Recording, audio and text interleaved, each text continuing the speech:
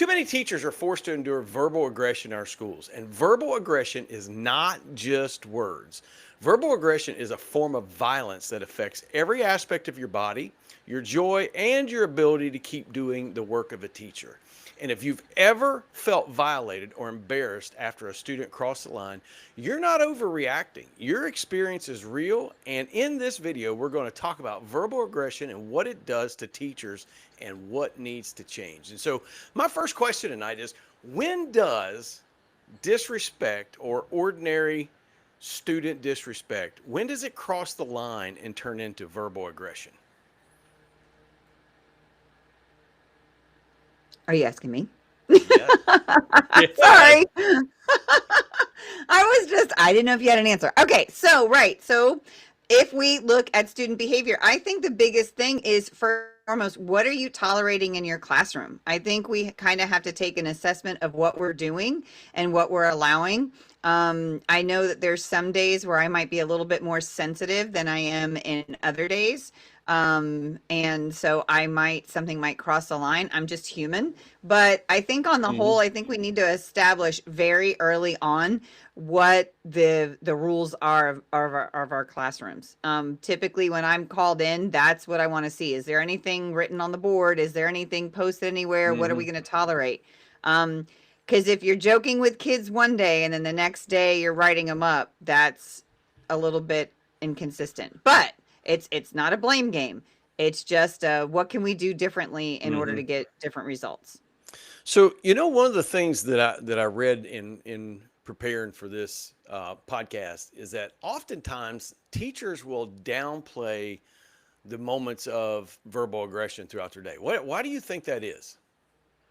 I think what's happened is we have gotten used to this kind of behavior. And so we tolerate it a lot of the times because there aren't any consequences. Or the consequences that we give in the classroom aren't making an impact. You have the kid that comes in that doesn't care about their grades, doesn't care what anybody thinks of them, is really there for the show. And then I always wonder why they even there, but that's a whole nother Right. podcast for another day. But Absolutely. so it's that, kiddo. So I think sometimes it's just we become silent. And then that way, that tolerance is almost kids thinking that it's now acceptable and permitted. It's How almost like much does permission. how much does like some of the vernacular has changed down through the years? And there is seemingly a different way that students are talking, and some of their body language is a little bit different. How much does that play into the way teachers perceive maybe how a certain student may be talking to them or how it makes them feel? How does that play into it? Right. So another thing is even just like geographical location. So I'm from South Florida, moved up to North Central Florida. It is a Right. very different life, which Right. I very much appreciate. But there are things that are not tolerated here that are free for all down south. Right. So it's actually interesting too when you look at where you are and not just what's going on. But you know me, and you know what I'm going to talk about, and you know I'm going to bring up the fantastic phone and social Absolutely. media, right? Yep. And I actually, and I meant to send it to you. Oh, so I need to find her again. I saw a principal on TikTok that found another student's video of him throwing a bucket of supplies in a classroom, and like his friend was recording it, and it was like to disrupt the classroom. And she found it on TikTok. And she then is bringing them in now based on what she found. But again, I think there's a lot of influences on kids' behavior. And it goes back to when they cross the threshold into your classroom, what are we establishing? Again, if we're laughing with them one day when they do something silly, Right. but then the next day we're writing up. So there's a few things at play. Again, I am not saying the teacher is to blame. It's just being kind of aware of what's going on in your classroom so that you can impact that behavior. So, one of the things that I think is, I think sometimes whenever we were talking about if we're laughing one day and writing up the next day, one of the things that can oftentimes be a struggle in particular, whenever you have in high school large Mhm. male students and small female teachers, is that oftentimes it's the laugh of being uncomfortable and trying to protect Good yourself point. instead of coming back at them maybe in the way that you would. You want to protect yourself because you're afraid of what they might do. Do you think that plays into how teachers react sometimes? Absolutely. And I think that's also how students react sometimes too. Hmm. You know, they too, the ones that might be laughing so they don't get smacked on the way in the hallway. Absolutely, Um, sure do. yeah, so I think it all plays in. That's a really good point. So, what changes in the human psyche when words attack our dignity or our safety or our identity? We've heard that phrase down through, or that saying down through the years: sticks and stones may break my bones, but words will never hurt me. I've never been beaten up with sticks and stones, but I have been beaten up with words, and I got to tell you, they hurt. They hurt quite a Mhm. bit. So, what Mhm. happens to the human mind or to the teacher's brain whenever they're attacked verbally like that? Well, so we see a bunch of behavioral and social changes. You Right. might notice that you're starting to withdraw from others, Hmm. even maybe even coworkers, friends, family members. You start to have sleep issues. You just don't really engage with anyone. Then, when you look at that physical and health size, sorry, that's more of your sleep issues. Hmm. I can't tell you the number of women teachers that have thyroid issues. And I once had, and I myself do, but I had a doctor one time tell me, a lot of the times there's so much stress and pressure and burning the candle from both ends. So it contributes to a lot of different health issues. I know thyroid's one, blood pressure's another. Hmm. Don't get me Right. started on hormones and menopause and all that fun. Right. But then, like, also cognitive and emotional changes when we start to look at like just starting to be cynical themselves. I know when you constantly get that verbal barrage of just those attacks, and it can lead to like mood swings, irritability, and then just kind of like a forget it mentality, because it just feels like all your effort is just for naught. So I think one of the things that I've seen, and for clarity out there in America, I'm the dean of students at my school, and so I get to deal with 550 different students and 30 different teachers, somewhere along those lines. And one of the things that I see is a lot of teachers, they just kind of give up, and they accept that these students today are going to speak to them in ways that they don't approve. It was just a few days ago, a little something happened in a classroom, and the teacher and the student were talking back and forth, and the student just tells the teacher to f off, and I thought Mm, to myself, I would have never mm. ever thought that I could tell a teacher that and that it would be okay. Did it hurt the teacher? It absolutely did. Did that student receive appropriate school discipline? They absolutely did. But the fact that that student felt empowered enough to speak to that teacher in the way that she did, I find it to be a problem. And so maybe you can help me beyond social media. What's causing the empowerment of these students to speak to teachers however they want? Is it the example that they see from their parents? Is the example that they see in society? Is it the crap that they hear on the news? I mean, what is actually going on, do you think? So definitely, I would want to talk to the parents, which I probably would then be told to f off as well, because we Hmm. know that's happened, right? Yes. So definitely looking at the family, and it's not always parents. So a lot of our kiddos are raised by other family members, or sometimes people that aren't even Hmm. related to them. We're seeing a lot of that. There's a lot of brokenness. And then when it does we look at social media, everybody Right. wants that YouTube video, I mean, that TikTok video, record me, I'm going to go do this. We see that a lot. And then Hmm. just trying to catch up with their peers, who's top dog, and watch what I'm going to do. And we see a lot of that. So again, it goes back to kind of school climate, and then we can't always control school climate. We can do what we can, but that's when your classroom, your queendom or kingdom, can Hmm. be more of the climate that Sure. you want it to be. Sure. One of the things that I ran across some time ago. Whenever I was doing some sort of leadership study or another, it's called the power of the second leader. In other Mm. words, there are things that are just like they're off limits, they're like taboo, and then somebody goes and does it, right? Yep. Somebody takes action on it, and nobody thinks much about it until the second person goes and does it. And then all of a sudden it just kind of normalizes it Mm-hmm. all across society. And I feel like that's exactly what we're seeing in the classroom is we do see videos that go across the news. We see them on TikTok, we see them on YouTube, we see them in all kinds of different places of students in the middle of class, cursing their teachers out or making fun or trying to rage bait teachers, which is a new thing Mm-hmm. on TikTok nowadays. And I think they see that. And I absolutely 100% believe that makes them feel empowered Mm-hmm. to go out and then mimic that. So it's the Absolutely. power of mimicking what we see in society. Maybe Mm-hmm. some of like what we see in youth sports with kids that Mm. try to act like NBA players or they try to act like, NFL players that do all kinds of outlandish stuff on the field and then they end up getting in trouble for it. They don't even understand why. So I Right. mean, is that like along the lines maybe of what we're seeing? Absolutely. And again, developmentally, a lot of the times they're watching people a lot older. So their judgment isn't in line with what the, 25, 30-year-old is doing. So they kind of see it as, oh, they did it, so can I. And a lot of impulsivity, especially nowadays. Everybody wants to label themselves as ADHD. I have ADHD. I have ADHD.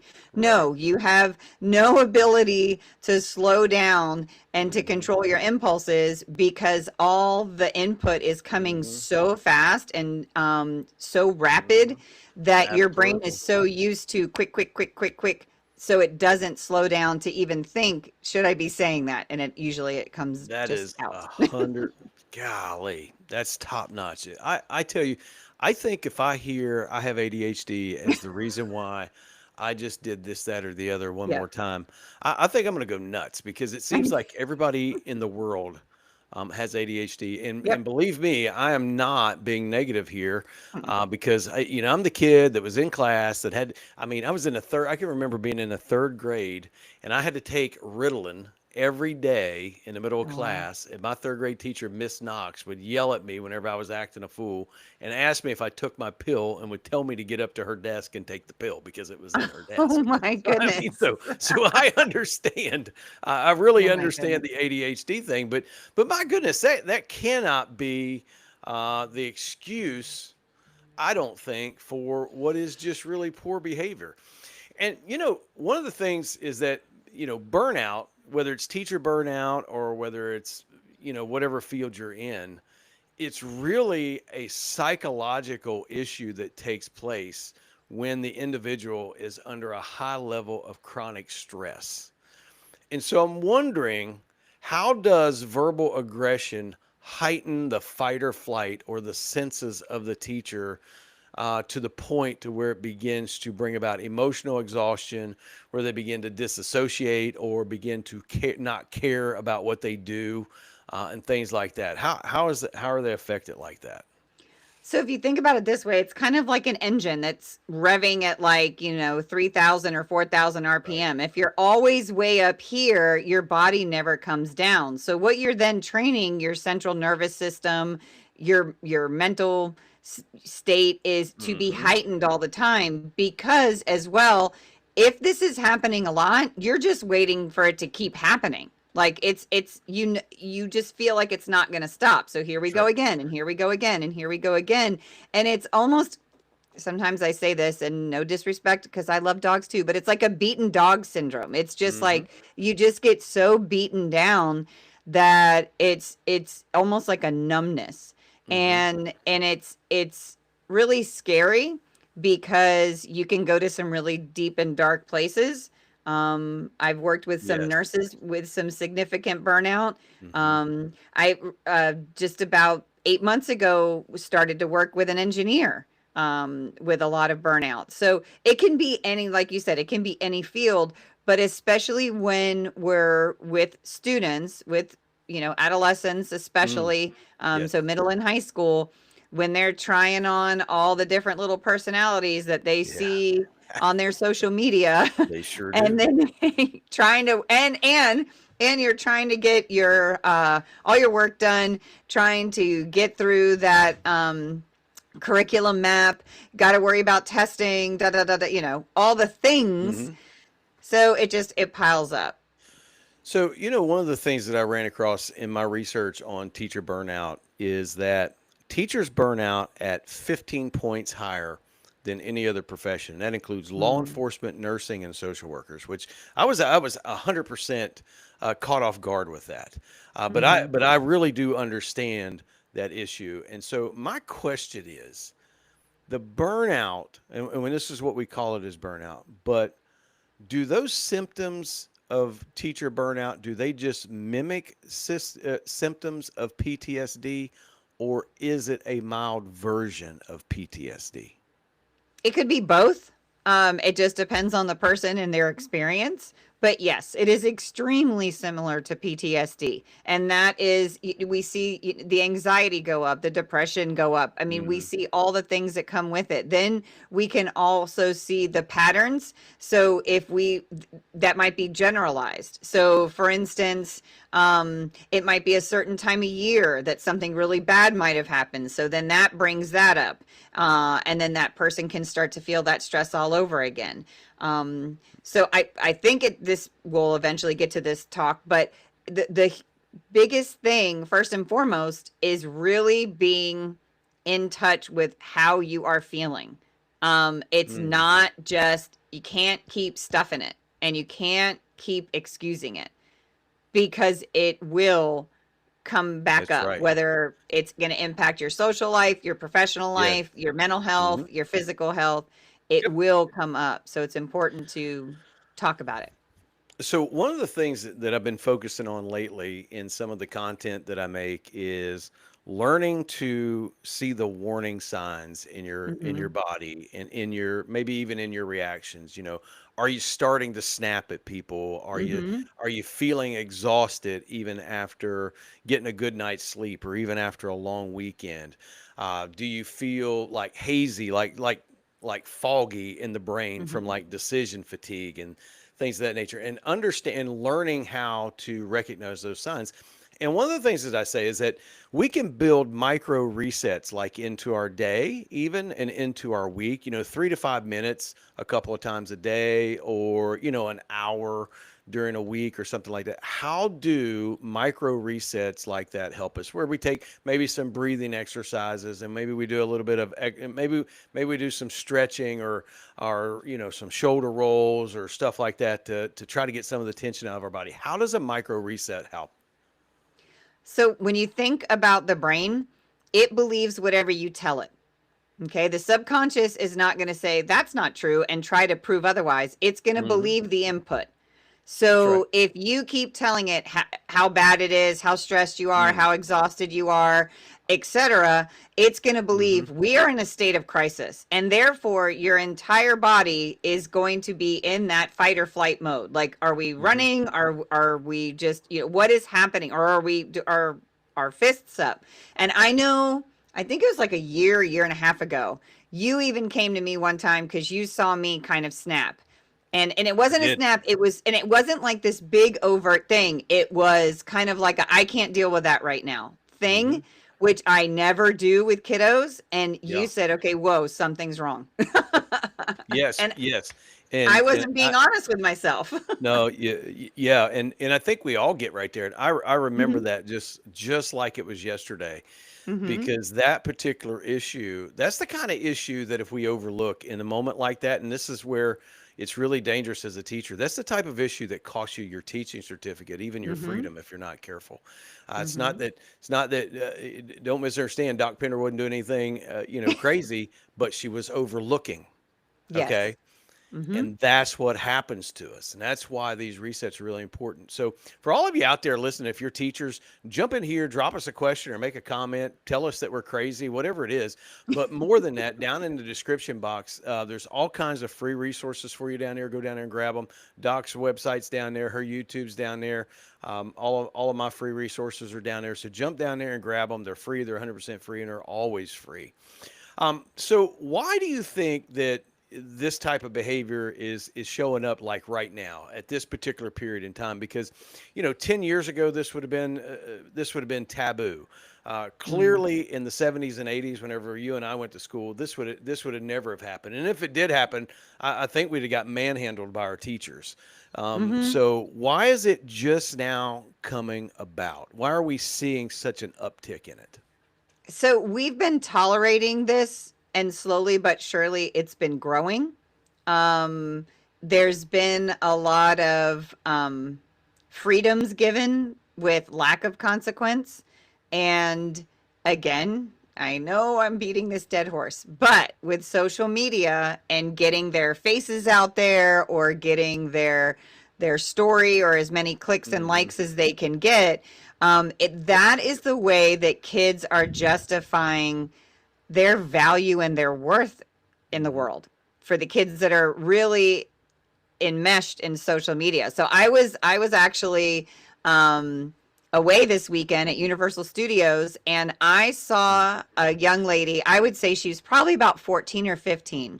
She had her phone out on the ride. They told her to put it away. She puts it away. We go through the ride. We stop the ride. She brings out a brush, brushes her hair, brings her phone back out. And I was like, "Oh my word." Yes. Like Okay, I'm not going to say anything because I'm kind of addicted to YouTube Studio. I'm like refreshing that thing all the time to see what's going on in TikTok. Hey, Crystal Moore, appreciate you jumping in there. Thank you for your kind words. Oh. She's enjoying our talk right here, so hang with us, and I hope it goes. Listen, appreciate you. I think that's Scorpio right there. Yeah. Look at what she says right here. Okay, and we are getting ready to hit this Oh. issue right here. All right, this is getting ready to be the issue. Now, look at Yeah. what well, if I could get it to come up. Is it coming up? I I don't know if see it, but there there it it is. is. Thank you for all you do. Listen right here. Admin has been gaslighting me, telling me it's my teaching and not the students. That is an issue that we are fixing to take up right there. All Yep. right, because here's what I wanted to talk about. Social media is a big deal, and it does cause trends. I mean, our bathrooms have been destroyed down Oh, through the years, because yes. of social media trends. But the number one thing that I see as a dean of students is that in almost every single case, the students who are aggressive, either physically towards teachers or verbally towards teachers, Hmm. are students that have IEPs. Hmm. These are not students necessarily that are EBD, emotionally behavioral disabled, but they are IEP students. And what has happened, in my opinion, is that those students from a very young age in their elementary days were able to get away with at school horrendous behavior. They were protected by their parents, and now they're in middle school, upper middle school, or high school, and they're unstoppable. And that's exactly what happens, is that these things can't be taken care of because of the way IDA is written and how you have to deal with students with IEPs. And I don't want you to misunderstand, not dogging on IEPs. My son had an IEP, okay, because he couldn't read. He was dyslexic. All right. So I'm not dogging on that at all. But I don't feel like an IEP could be used to, number one, save students who are verbally and physically aggressive, and number two, to use that IEP to go back to the teacher and say, you know what, maybe you just need to work on building the relationship, or maybe you Hmm. just need to reach out to them more, or this, that, or the other. In particular, when these are students with a long track of poor and bad behavior. So anybody can jump in there and say what they want to, and jump on that and let us Right. know. So Doc, what do you say? Am I crazy? Am I too hard right here? And that's just No. anecdotal evidence from the job that I do, right? Yep. Right.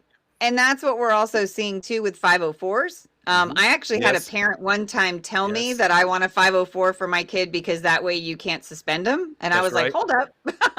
That's that's right. that's not how this works. So, but yes. So about 20 years ago, we started to see. I mean, I have the scars to prove it, been in Yes. education a long time, been bitten. scratched, kicked, I mean, a lot of the stuff. But again, I think what we tolerated, looking back, I really wish I would have taken more of a stand, because we tolerated a lot that, and we didn't have the support. So just kind Right. of going back to what Scorpio, whatever, Saul was Mhm. talking about, Let me bring that definitely back. I can one bring of it the back up. things, yes, which is awesome. I love that. So when it comes to admin, and when it comes to anyone, whether it's parents, Mm. advocates, fellow teachers, a lot of the times what happens, what I've found is when I tell them, look, this kid is wrecking my room, or this kid is disrupting Mhm. the learning environment, that is like it falls on deaf ears. So what Right. I've learned to do instead is numbers speak louder than words. So Right. I will do, whether it's like a quick time study. I used to walk around with like masking tape on my pants. Because I would do tick marks for every time either the child was out of their seat, was calling out, was whatever. Again, you have to define it. I'm going to get real Right. specific here, and I'm not trying to, but you have to define whatever that behavior is and then count it. Because then when admin tells me that it's your teaching style, I can say, well, help me understand, because in my 50-minute class period, Johnny called out 43 times and was out of his seat 10. So help me understand how I'm supposed to deal with that. And then put it back on them. Because I Right. think one of the things too that teachers do is we absorb all the responsibility. Sure do. We have enough resources, and in every school district, even our little small one here, we have enough resources for you to call on. And I think it's super, super important to start that paper trail. Look, That's right. here's the number. And then how many kids is it impacting? How many admin had to come when the kid Mhm. was throwing the chairs in the room? Did you? And then my favorite of all time, do a room clear, because I don't That's want right. to subject other kids to that nonsense.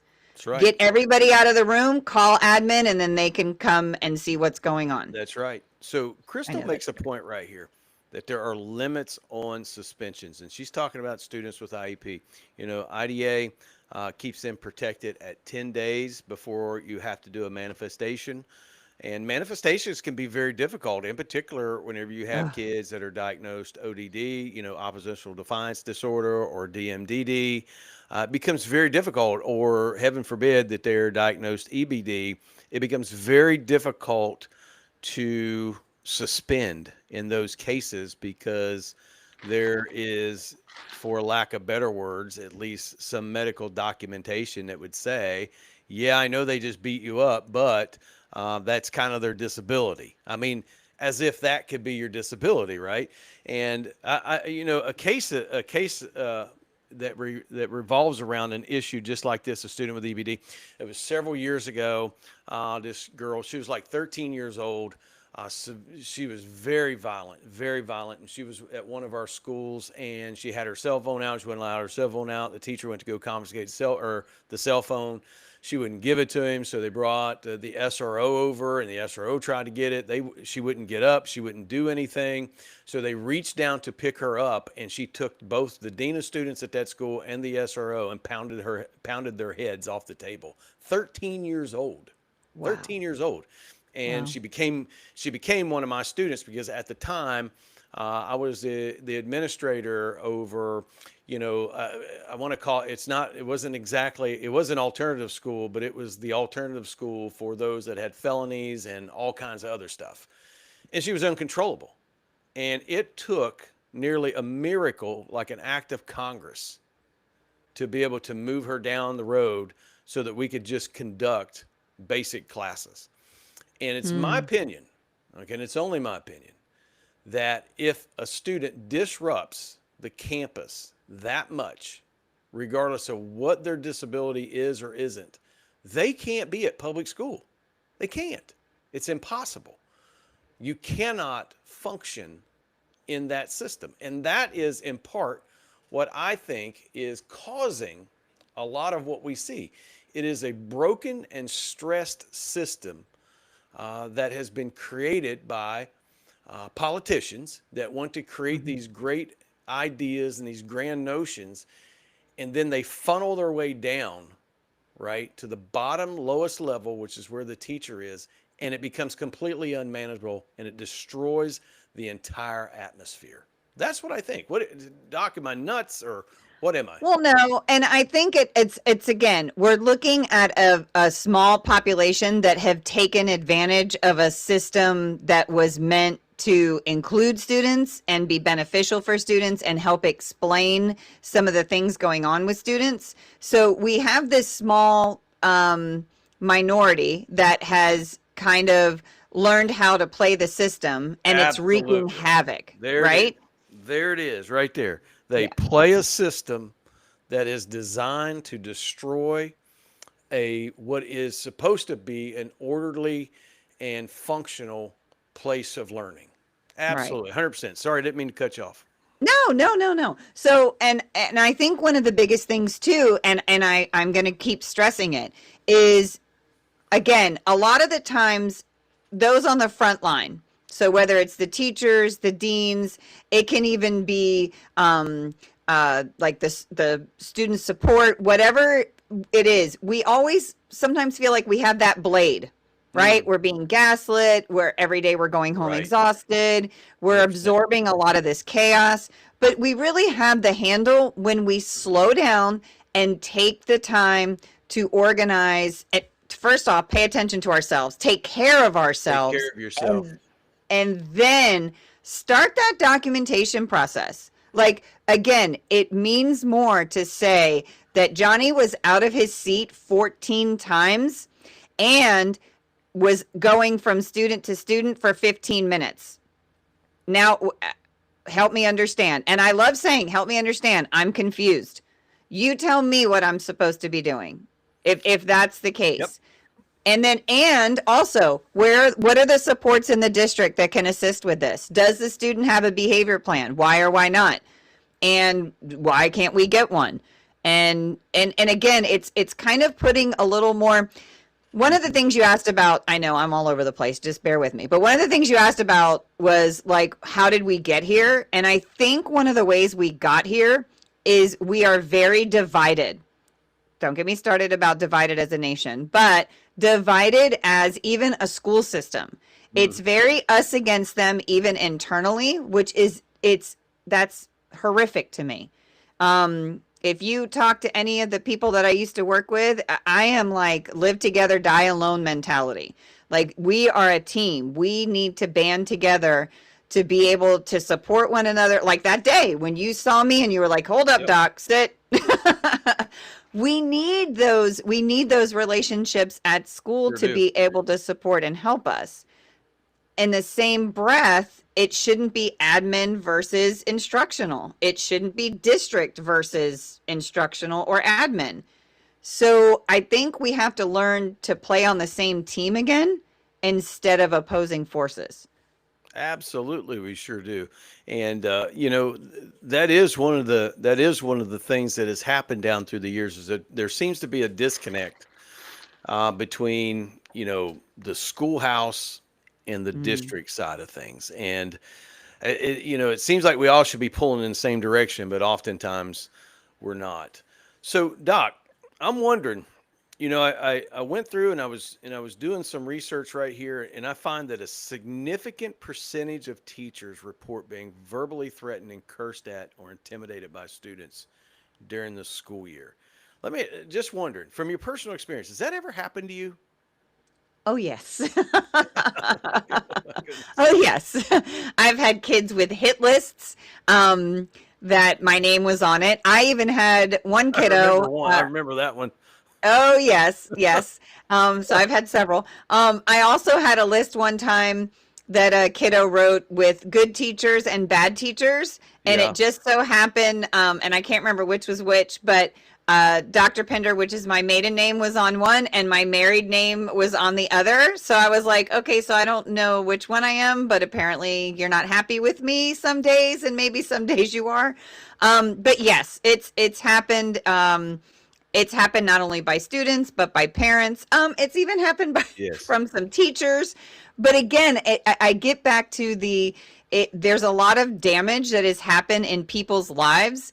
Hmm. And for some reason, teachers seem to be the acceptable whipping post.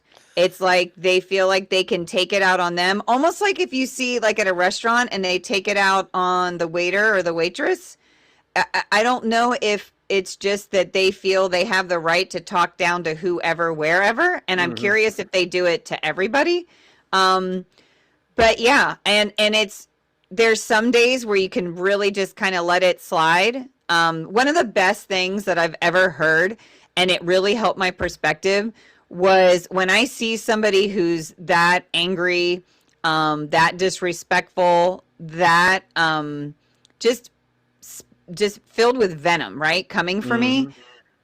If I think about what it took to get that child there, because we got to remember these are kids. So somehow they were trained that this is acceptable. Hmm. So whether it was family, whether it was life events, whether it's social media, whether it's addiction, because we really even haven't touched on that, but the social media addiction that we're seeing, let alone substances that these kids are getting their hands on.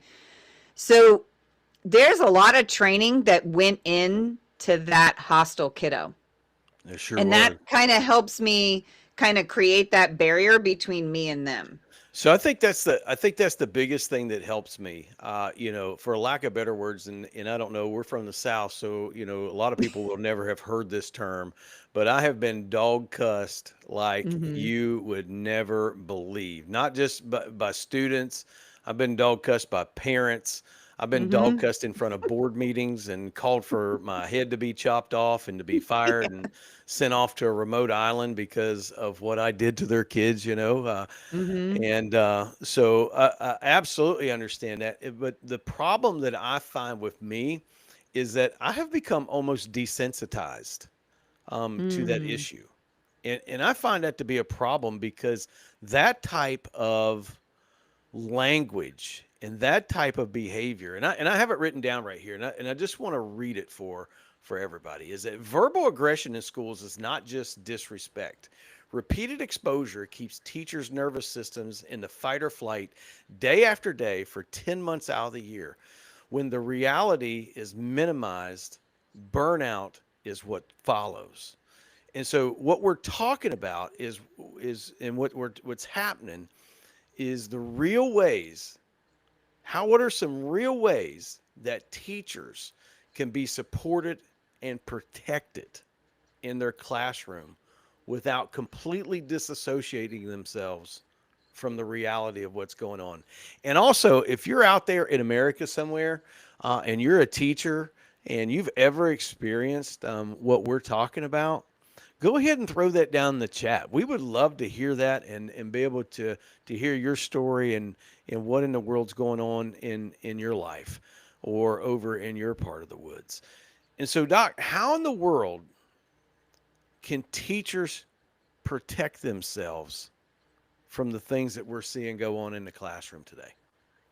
Well, it's funny. Just like we keep hearing data, data, data, and everything's data Hmm. driven. Start your data. But I'm going to back up a little bit. First and foremost, you got to check yourself, and I mean that in a positive way. Do. It came. I once my doctor actually for my thyroid. Would ask me, what are people around you saying about you? Don't you tell me how have you been? What are people around you? So it could be your spouse, it could be your kids, it could be your coworkers, like Hmm. who's close to you. And I had the best coworker ever, Miss Ivy Roush. I just adore her. She looks just like Edna Mode from The Incredibles. I still have a little ornament just because she's phenomenal. But she used to, I could tell when I was getting my heightened kind of state because she'd say, Lisa, have you had your blood levels checked lately? And I knew, oh, okay. So that was like my way to know, okay, time to assess exactly what you're saying. Yep. Am I stuffing? Am I excusing a lot of behavior and feelings that really I need to pay attention to? So I think that's the first thing is really, really spending that time and self-evaluating what's going on. Then the second one is data. again, I'm going to keep preaching numbers. I've been to court way too many times. Yes. I've been in very hostile meetings, and those numbers speak volumes. It They sure do. changes facial expressions on everything, on parents, on advocates, on judges, on everybody, because you're showing the impact it's having. And it's not personal. It's not a this kid is horrible. It's this is what's happening. That's right. That's And it what. puts it right back in their lap. So it 100% does. So, one of the things that we talk about all the time is setting boundaries. And you Mm, wouldn't think that you would have to set a boundary on whether or not students are going to be allowed to speak to you in a certain way. mm, But that is 100% a boundary that has to be set. And it's a boundary that I think that educators need to communicate to their administration that it mm-hmm, is not going to be acceptable for this type of abusive and violent language to be directed towards me.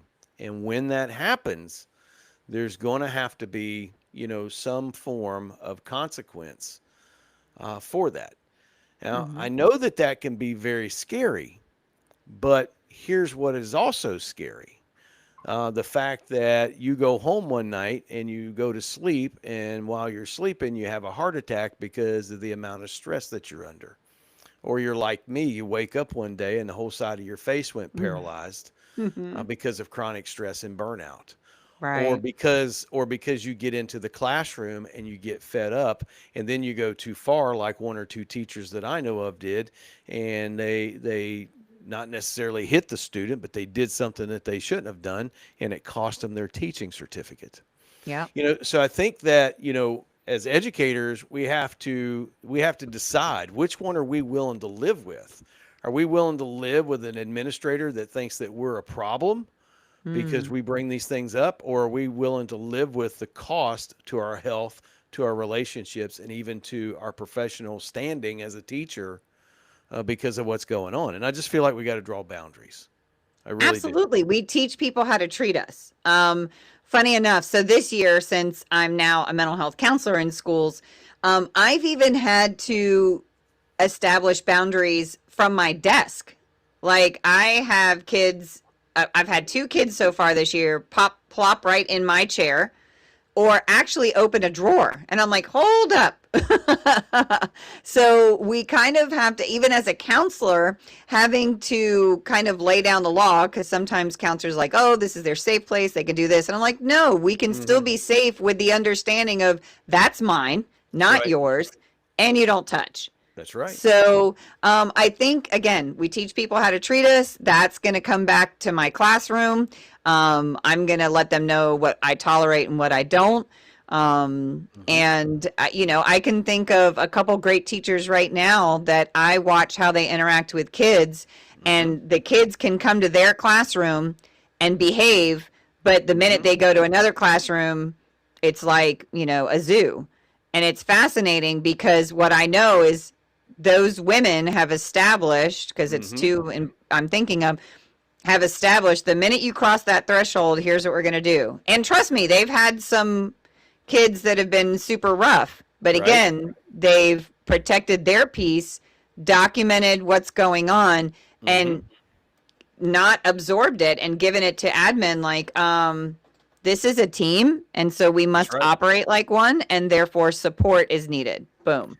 So There you for go. everybody, so for everybody out there that's kind of watching, I'm just going to bring up my screen up right quick if that's okay. And right here is a resource that I created some time ago. It's Mm. about reclaim your limits. It's about setting boundaries. This is free. It's 100% free, and it's always free. You can go right down the description box. There's a link for that down there. But it's kind of cool. I don't know. It just help you kind of work through your boundaries. I'm just letting you look at it right here. It is 100% faith based because everything that we do right here is faith based. And this is really cool because it's personal boundaries, relational boundaries, professional boundaries.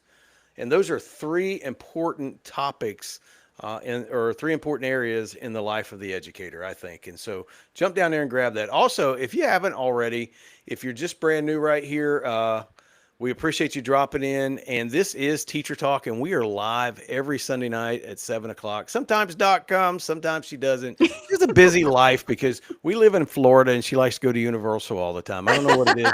She goes down there and she spends all this time down there. So we appreciate her being here, but we want to invite you to always come out and be with us at 7 o'clock. All kinds of interesting topics.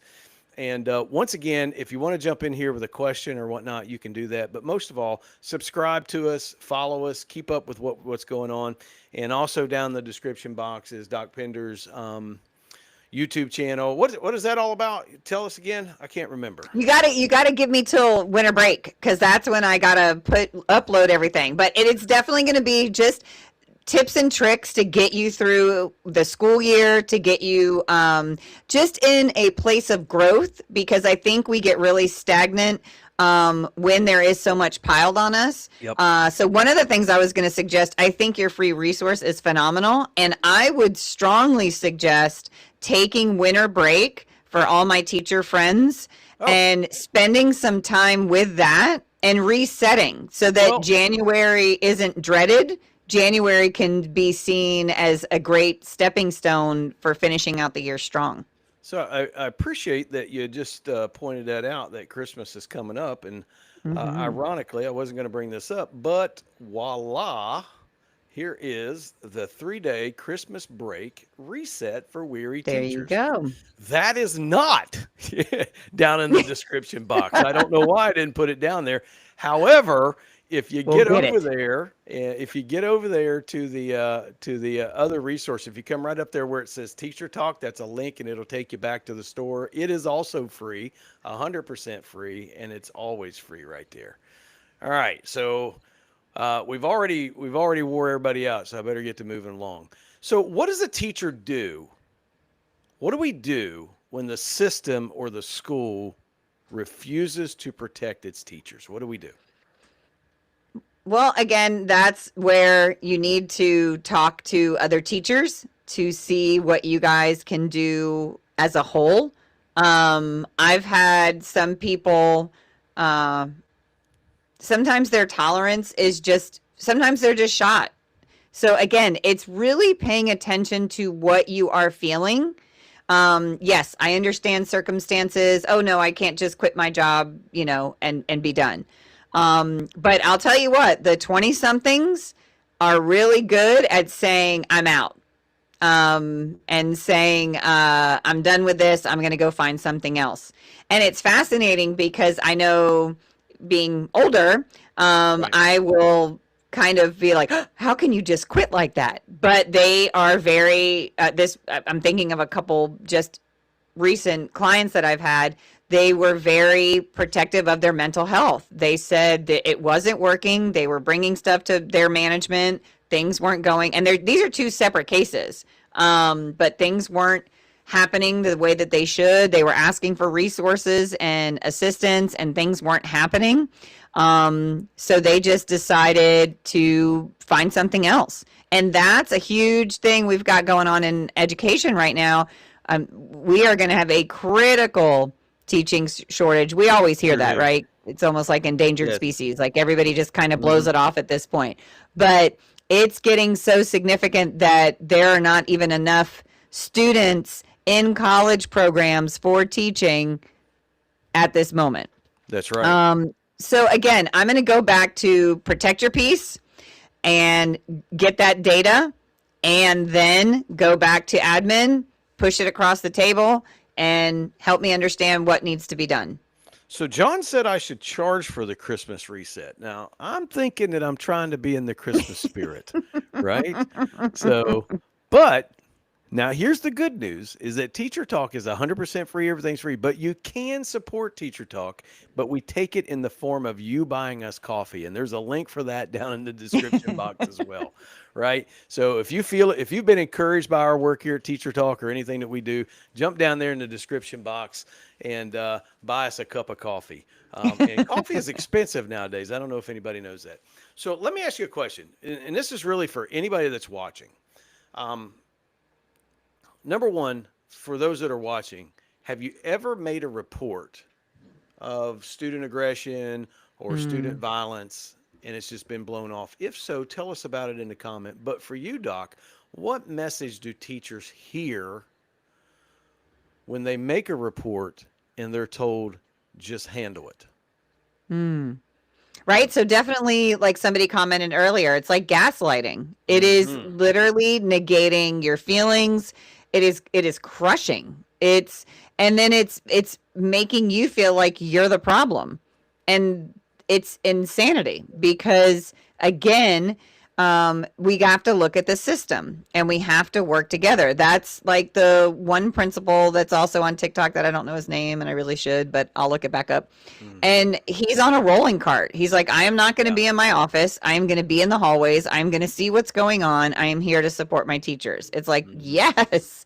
I mean, that's such a welcomed response. Um, just to be, and again, it comes back to that team.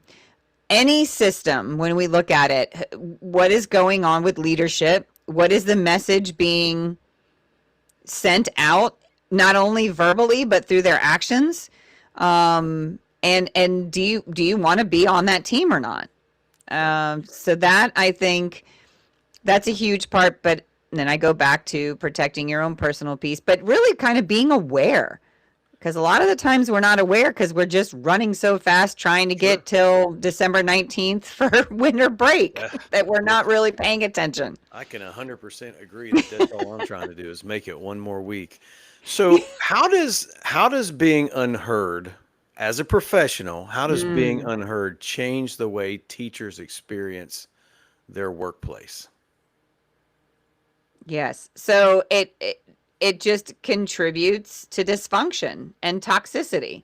And we hear those terms just thrown around so loosely, but they're powerful, powerful terms. Mm-hmm. Um, and oh yes, favoritism. Sorry, I just saw one of the things in the chat. Yes, favoritism Mm-hmm. is so fun, isn't it? It Don't you is. love it that when you say something and it's, oh yeah, you should just be handling that. But then somebody else might say something, and I see not only favoritism, but I see fear of, I'm just going to say it. I see fear of union people who are Yeah. in the union. I'm Sometimes. not in the union, so it has nothing to do with me. But I see admin that are very afraid of the union. So Yep. if a union member says something versus what I say, sometimes it's it's dealt with very Yeah. differently than if I say Yeah. it. It does. It gets dealt with differently. It's like there's some kind of a fear that I have to go over here and do what they say because they might file a grievance, whereas this person over here has no representation. So Right. you're absolutely right. So just out of curiosity, what actually helps teachers feel safer and stronger? What would actually work for them? And Scorpio, I 100% understand that right there. You write them up and absolutely nothing gets done. I got to say, and I almost missed that, and I'll come back to our question here in just a minute. But I got to say, Scorpio, I feel like in those situations that, number one, you have to document that nothing took place, right? There should be a paper trail on the referral, and I don't know how you guys do it. Also, I feel like you have to go and you have to sit down with your admin and you have to document those conversations, not just in your anecdotal notes, but with a follow up email that establishes a paper trail.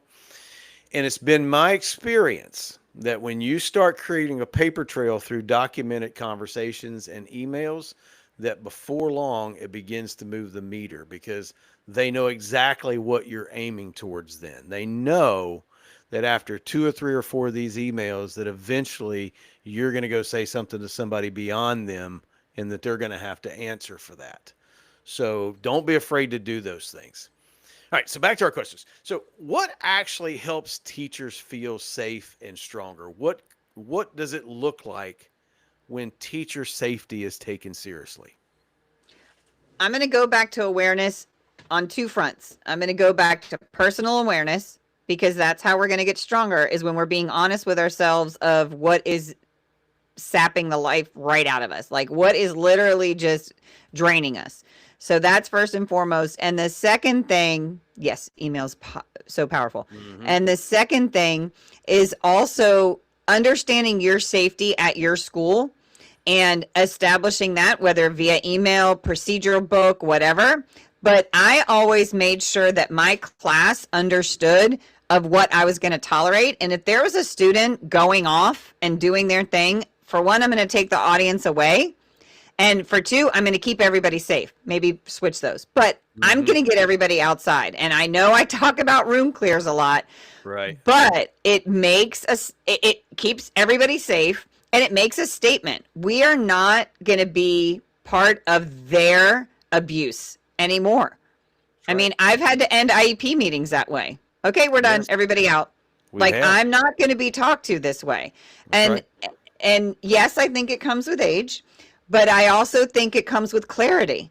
And if we're just running through life, right, just surviving, just make it to sunrise, make it to sunrise, make it to sunrise, then 10 years has gone by. It's like, whoa, slow down, take that personal inventory, figure out where you can, focus on some growth. And then at the same time, again, keep that data, keep that paper trail, keep that email, and just let them know, hey, I just need help, and I'm coming to you for that help. And it does have a way of working itself out once those emails start. I think that I'm going to go back to what we talked about earlier. I think the greatest thing that a teacher can do, all right, is number one, understand that oftentimes you are an island, that you are the only one that's going to stand up for you. And you have to predetermine and pre-decide what you're willing to put up with. There you go. All right. And once you do that, right, now you have something to act on and something to be consistent with. And you have to communicate that, not just to students, but also to those who are above you. Now, we're in Florida, and Florida is different than many other states in that we have to have monthly threat assessments. And I am the chairman of the threat assessment team, and we discuss students and we discuss situations and this and that and the other. And it's in those types of meetings where you can talk about student safety, mental health crises, and things of that nature. And so, Scorpio, I don't know what state you're in or if you have that type of thing, but that might be the type of meeting that you would like to be in, to talk about student safety, right? Because if students are being violent, if they are being verbally aggressive, that is a step towards violence. And the more they become verbally aggressive, they just get closer to the next step. That is a great place to document your concerns, is in a meeting like that. And you should be able to partake in a meeting like that. Now, one of the things is there's a lot of talk about consequences. The schools don't hand out consequences. At our school, we are an outlier, and we're pretty heavy-handed. But it's not really about being heavy-handed. It's really about being, I think, consistent. Yeah. So, Doc, how does consistency, how does that matter more than severity? Well, we go back to patterns, right? So if we have, we all have our own patterns. So, and if we have those patterns established, that's how behavior comes about. So if we have a pattern, it's like a slot machine. So if I pull the handle and sometimes I get things, but sometimes I don't, eventually I might just give up. And that's what the kids realize. Like, okay, what can I get away with? What can I get away with? That's the teaching them how to treat us. So one of the things, and I was going to come back to this, but this is the perfect time. I want to encourage everybody to understand their discipline matrix. Like every county should have that discipline matrix. And if you've never seen it, ask for it. I mean, you should be able to understand what happens. And yes, I understand there's some differences and there's some outliers and whatnot, but on the whole, kind of what does that discipline matrix look like? And then consistency is key, just like anything with behavior is consistent. Mm-hmm. The minute you give in, it's having that 2-year-old in the line at Publix, and they always want candy when you check out. Well, the minute, and for 10 times you've said no, no, no, no, no. But the minute you say yes, even if it's just 1 out of the 10 times, now they're hooked. Now they are convinced it's going to happen. So that's kind of the opposite, but that's when it comes back to behavior. So again, we need that consistency so they know we mean business. So down south, we had like a lot of the PBIS stuff that you hear now, but this was this was like 20, 25 years ago.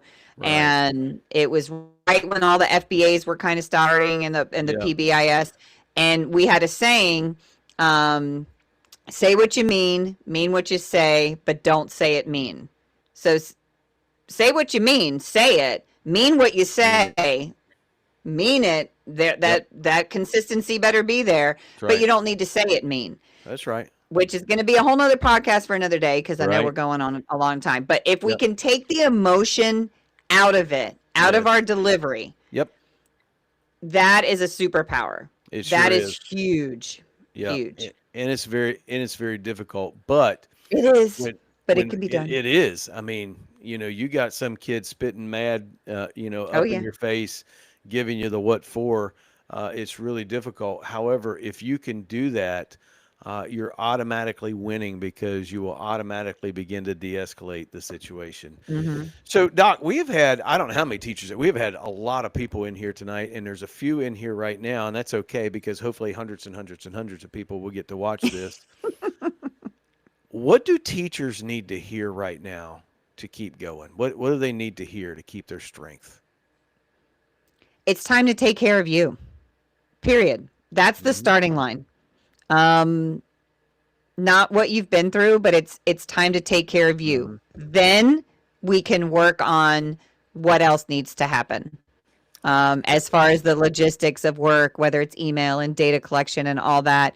So there's an emotional component, and there's more of a logistical component, but it's going to start with you taking care of you. Because like you said, you're on an island and no one else is coming with the rescue boat. That's right. It is our belief 100% at Teacher Talk that the number one best thing that you can give to your school, to your principal, and to your students is the most healthiest version of yourself. Yep. And in order to present yourself healthy, you will have to make and create limits. Mm-hmm. There has to be a limit into how long you're willing to work, how much you're willing to do, how much you're willing to endure. And I know it's a scary thing, all right? But if you've talked and talked and talked, if you've gone to the people who are in charge and you can't make any progress, it might be time to think about working at another school. That's a tough decision, right? It is. Because we become I'm attached to the kids that I work with. I would be devastated if I had to leave, right? But sometimes some teachers, for the sake of their health and sanity, you need to walk away. And if you can't walk away from the job, then you need to do exactly what we talk about sometimes, and you just need to quietly quit. Go to work, meet the requirements, and walk away every single day and let the rest of it crumble. It's a broken system anyway. So how do we talk about strength without glorifying endurance? Because, I know that we have to endure, and I know that we have to be resilient, but how do we talk about strength without glorifying, this whole idea of we're going to work every day to get beat to death? How do we do this from a position of strength? Again, I'm going to go back to what else is going on and what are you doing for yourself? That's strength, right? Strength is taking care of yourself. It's not enduring more hostile, verbal aggression. It's strength is taking care of yourself. And then the endurance comes from, okay, so if I'm taking care of myself personally, emotionally, then it can generalize to professionally. Then I have a clearer head to where I can write the effective email, to where I can take the data, to where I can stay calm in a situation, to where I can come up with those safety plans. And if I need to get my kids out because this one kid is throwing chairs across the room, then that's what we Right. do. Because Right. the a big thing, and this is where it's really tough too. Like teachers are asked to be, what is it, mental health counselors, parents, Yeah. Every nurses, day. etc. Right. And like that, we're supposed to feel like we're in charge of, and then not only that, but our, the student safety, for goodness Right. sake. So it really comes down to also what is going on with all the other Mm-hmm. students. Because I had the kid that was really quiet that would come home and tell me horror stories, Mm-hmm. and it used to, ooh, mama bear came out. But so I just think it's a chain of events, but it again, it starts with the teacher, it starts with that personal inventory, and then it starts with coming up with a plan to become Mm-hmm. stronger and not endure that behavior anymore. 100%. Take care of yourself. Doc, why does community matter so much when the school system or our organization, when they fall short? Why is community so important in those days? Well, it's exactly what we talked about earlier. You saw me at a moment where I was just done, and I was overlooking a responsibility Mm-hmm. because I was beyond stressed. Mm-hmm. And if you don't have those connections at school, um it would be really awesome if you could come up with some kind of not I don't like the term support group, but even just Right. friend. I mean, that's exactly what happened with the Right. four of us. I mean, Right. we're four very random people Right. doing Right. different things, We are. and but we're very supportive of one another. Mm-hmm. And that's what you need. You need somebody, especially, you got to figure it this way too. And I've always said this. We spend more time with the people at work than we do our spouses, our kids, We sure other do. family members, community members, etc. Yeah, Our workplace is a whole nother system it is. that we need functioning people to partner up with. That's right. And you know what? One of the things, and I got to throw out a word of caution. Not everybody you work with has your best interest at heart. Some people you Good work point. with want to come alongside you so that they can then go and take your words and spread them to somebody else. So be extraordinarily careful, number one. But number two, all right, if you can't find what you need right there, the good news is that Teacher Talk, I started Teacher Talk as a simple community. All right. And Hmm. it's still a simple community. It's free. It's 100% free. And it's always free. You can join it right down in the description box. All you got to do is click the button where it says it's labeled down there, Teacher Talk Community, and you have a place where you can go spill your tea and you don't have to worry about it going back to your admin. There's another way that you can join, but it's a paid community. It's the only one that I have, right? It's down there. It's at the Buy Me a Cup of Coffee. It's there, but there you get behind the scenes and you get some I don't want to say how do I say it? I don't want to say elite content, but It's just bonus content. members only bonus content. That's exactly Hmm. what you get right there. Want to invite you to join that. But more than that, if you're interested in this topic of why students are aggressive and about student violence, right up there, you can catch another video. And we want to encourage you to go watch that. But until we meet next Sunday, I want you to stay strong and keep teaching.